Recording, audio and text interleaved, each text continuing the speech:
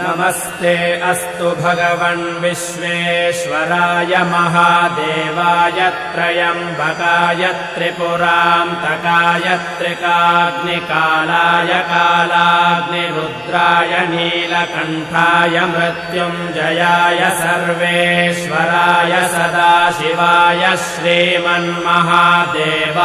नमः।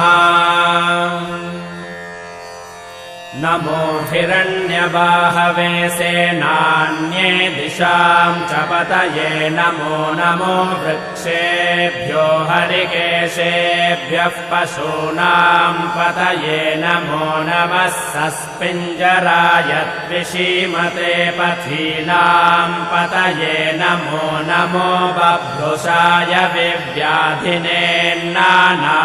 पतये नमो नमो हरिकेशाय योपवीति